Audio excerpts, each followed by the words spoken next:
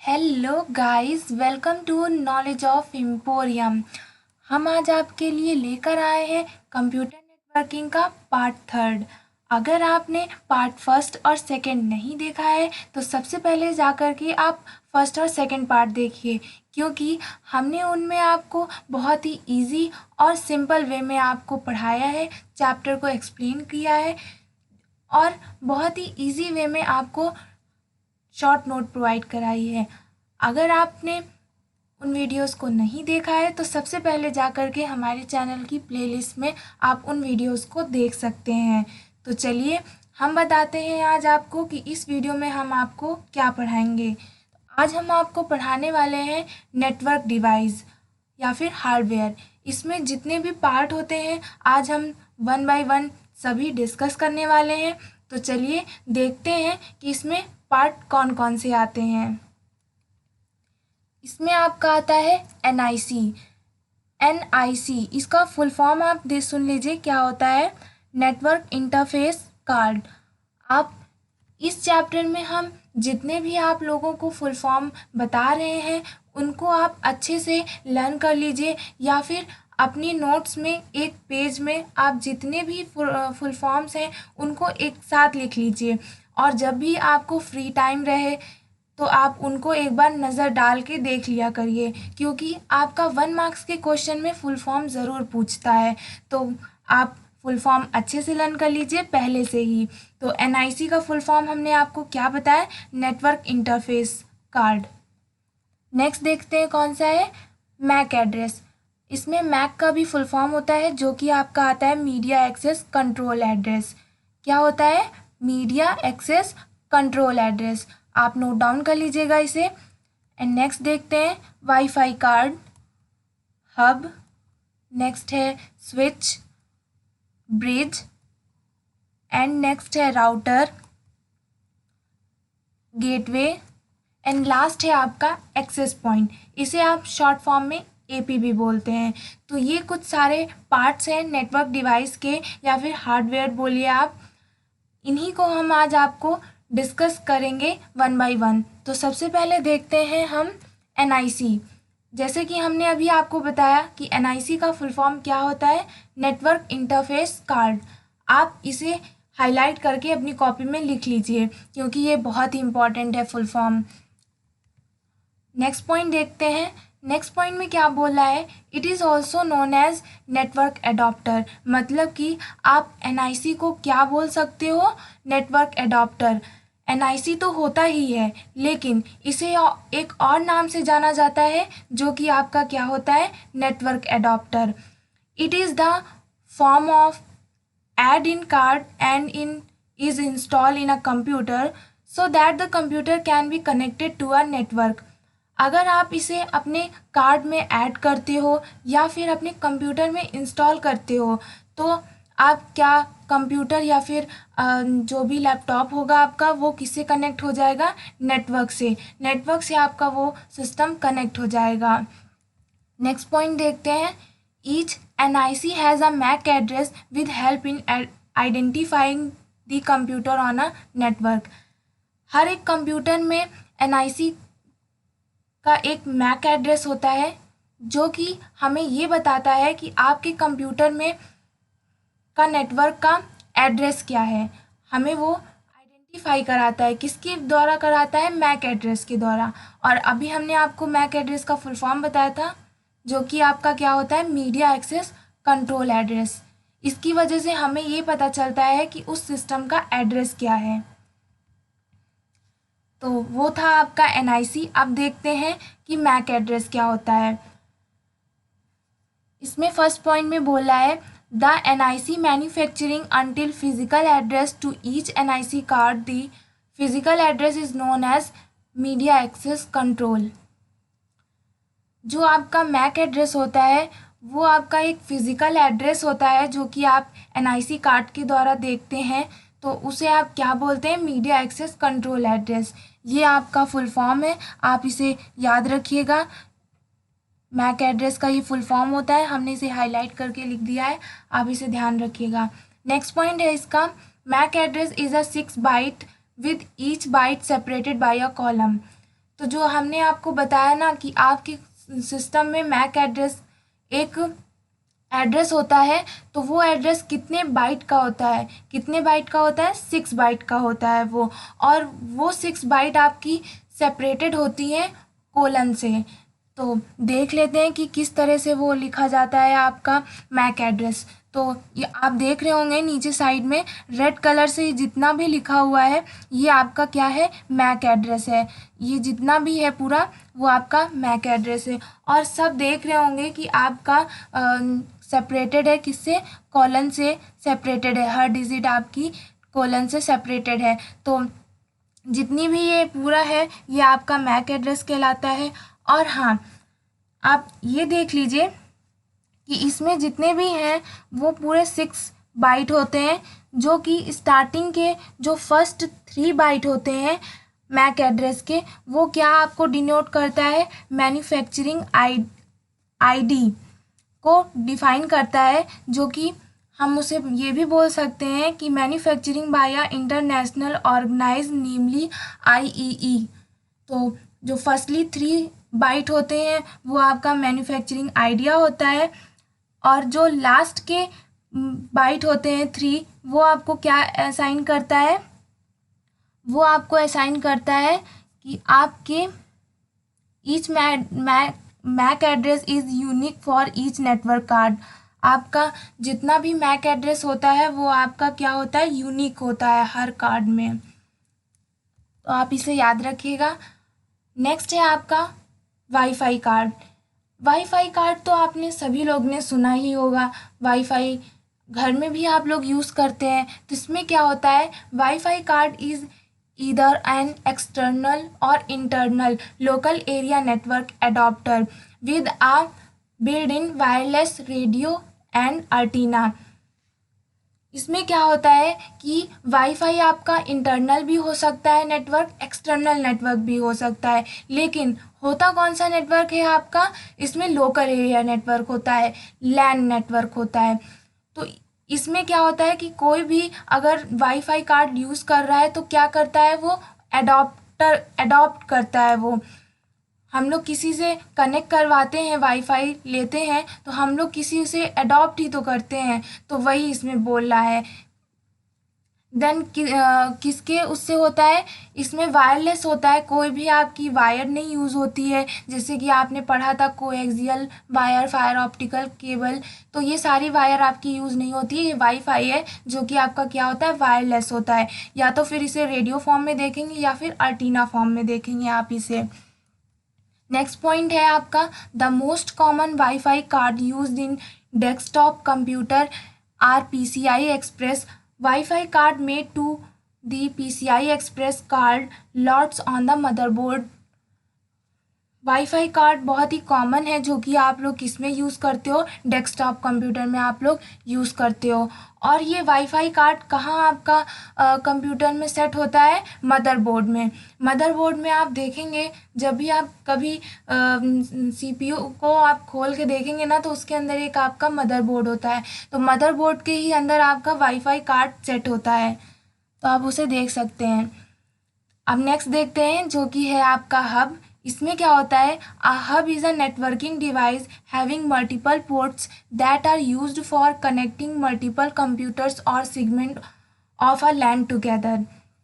Hubs क्या करता है कि हब एक क्या है, नेटवर्किंग डिवाइस है जिसमें क्या होता है, मल्टीपल पोर्ट्स हैं। पोर्ट्स का मतलब कि उसमें आप किसी भी केबल को आप या फिर प्लग को जब आप लगाते हो स्विच बोर्ड में, तो उसमें होल्स होते हैं ना, तो वो जो होल्स हुए वही आपके क्या कहलाते हैं, पोर्ट्स कहलाते हैं कंप्यूटर में। तो हब जो होता है उसमें मल्टीपल पोर्ट्स होते हैं that are used for connecting multiple computer. तो जो ये पोर्ट्स होते हैं उसी की वजह से वो कई सारे मल्टीपल कंप्यूटर्स को वो कनेक्ट करता है। और segment of a LAN together, और वो सारे सेगमेंट को एक साथ करके कौन सा नेटवर्क बनाता है, लोकल एरिया नेटवर्क बनाता है आपका। नेक्स्ट पॉइंट है आपका hub is a half duplex device. It means eight a time only one computer can send data and another computer can only receive. Hub जो होता है वो आपका हाफ डुप्लेक्स डिवाइस होता है। हाफ डुप्लेक्स डिवाइस का मतलब क्या है यहाँ पर ये बताना चाह रहा है कि आपका कोई भी एक कंप्यूटर होगा, वो कंप्यूटर एट अ टाइम, उस एक पर्टिकुलर टाइम पे एक कंप्यूटर केवल सेंड जब करेगा कोई भी एक इंफॉर्मेशन को, तो वो जो दूसरा कंप्यूटर होगा वो केवल उसी डाटा को रिसीव करेगा, केवल एक ही डाटा को वो रिसीव कर सकता है और सेंड कर सकता है। तो हब का मतलब यहाँ पास यही है, डुप्लेक्स डिवाइस का मीन्स यहाँ पर यही है कि at a time only one computer can send data and another computer can only one receive. Next point देखते हैं, we can connected UTP cable, STP cable and coaxial to join an other hubs. मतलब कि अगर आपको अपने system को join करने में एक से ज़्यादा हब लग रहे हैं, तो वो हब आपका किससे ज्वाइन होता है, यूटीपी केबल से या फिर एसटीपी केबल से या फिर बोल सकते हैं कोएक्सियल केबल। इन तीनों में से आपकी कोई भी एक केबल हो सकती है हब को ज्वाइन करने के लिए। नेक्स्ट देखते हैं point, it is available ports is 6, 16 and 24। मतलब कि हब तो आपके कई सारे होते हैं, डिफरेंट तरीके के होते हैं। तो आपका हब एक ऐसा भी होगा जिसमें आपको पोर्ट्स 8 केवल मिलेंगे, मतलब कि आपका हब जो होगा उसमें केवल 8 पोर्ट्स ही होंगे। लेकिन कुछ हब होते हैं जिसमें 16 होते हैं और कुछ हब होते हैं जिसमें आपका 24 होते हैं। तो कुल मिला के आप ये बोल सकते हैं कि आपके जो हब्स आते हैं वो कितने कितने पोर्ट्स के होते हैं, 8, 16, 24। तो ये नंबर याद रखिएगा।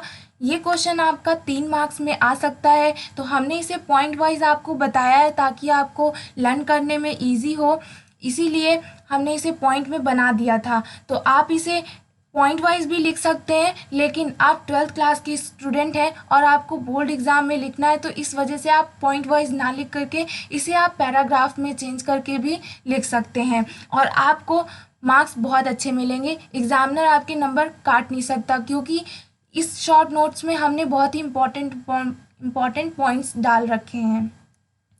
नेक्स्ट है आपका, hub can either be passive और एक्टिव। अभी आपने जाना कि हब होता क्या है, लेकिन हब पैसिव भी होता है और एक्टिव भी होता है। तो अब जानते हैं कि पैसिव हब और एक्टिव हब में होता क्या है। तो सबसे पहले देखते हैं पैसिव हब। इसमें क्या होता है, passive hub does not required external power connection as passive hub do not regenerate signal before forward the data. Passive hub में क्या होता है कि आप लोग उसको एक्सटर्नल पावर की ज़रूरत नहीं होती है पैसिव हब को, और वो क्या करता है कि सिग्नल को रीजनरेट नहीं करता है डेटा को फॉरवर्ड करने से पहले। आपको कभी भी आप देखेंगे तो पैसिव हब आपका जब भी डेटा को फॉरवर्ड कर रहा होगा तब आप नहीं देखेंगे कि वो सिग्नल को रीजनरेट कर रहा होगा।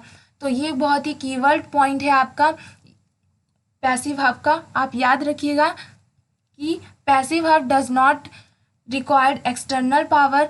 पैसिव हब को एक्सटर्नल पावर की ज़रूरत नहीं होती है, as passive hub do not regenerate signal before forward the data. और पैसिव हब डेटा को फॉरवर्ड करने से पहले सिग्नल को रीजनरेट नहीं करता है। अब आपका आता है एक्टिव हब। एक्टिव हब में क्या होता है, it required external power connection as passive hubs regenerated weak signal before forward the data. Active hub में जस्ट अपोजिट होता है आपका पैसिव हब से। इसमें क्या होता है कि आपको ज़रूरत होती है एक्सटर्नल कनेक्शन की, एक्सटर्नल पावर की ज़रूरत पड़ती है इसमें, और passive hub regenerated weak signals before forward the data. और एक्टिव हब में क्या होता है, यहाँ पास हमने गलती से लिख दिया है, यहाँ पास आपका क्या होगा, शायद मैंने यहाँ पैसिव की जगह एक्टिव नहीं लिखा है, यहाँ पर एक्टिव होगा आपका, सही कर लीजिएगा आप लोग। इसमें क्या है कि आपका जब भी एक्टिव हब डेटा को फॉरवर्ड करता है तो वो वीक सिग्नल को रीजनरेट करता है। तो आपका क्या होता है कि आपका जो डेटा होता है वो बहुत ही परफेक्टली और सिक्योर आपका डाटा ट्रांसफ़र कर देता है। तो ये था पैसिव और एक्टिव हब। अब चलते हैं नेक्स्ट में, जो कि आता है आपका स्विच। इसमें क्या होता है आपका, a switch is a device that is use to segment network into different sub network card subnet और लैन सेगमेंट। स्विच जो होता है वो आपका सिमिलर होता है हब की तरीके ही, इसमें भी आपका मल्टीपल पोर्ट्स आता है और ये एक तरह की स्विच भी एक तरह का डिवाइस है। जैसे कि आपने अभी हब पढ़ा, वो भी एक तरह का डिवाइस था, ये भी एक तरह का डिवाइस ही होता है। और इसमें डिफरेंट सबनेट्स होते हैं जिसे आप लोग सबनेट भी बोल सकते हैं। सब नेटवर्क्स होते हैं, डिफरेंट सब नेटवर्क्स होते हैं जिसे आप लोग क्या बोल सकते हैं, सबनेट्स भी बोल सकते हैं या फिर लैन सेगमेंट भी बोल सकते हैं। A switch is a device in a network which forward package in a network. और स्विच जब अपने डिवाइस का नेटवर्क भेजता है तो किस फॉर्म में फॉरवर्ड करता है, वो पैकेट फॉर्म में नेटवर्क को वो ट्रांसफ़र करता है। नेक्स्ट देखते हैं जो कि है आपका ब्रिज। इसमें आपको समझ में आ रहा होगा वर्ड से ही कि ब्रिज का मतलब होता क्या है। तो अंदर देखते हैं कि क्या लिखा हुआ है। A bridge is a device that connect two LAN local area network और two segment of the same LAN with the OSI module bridging happen in the data link layer।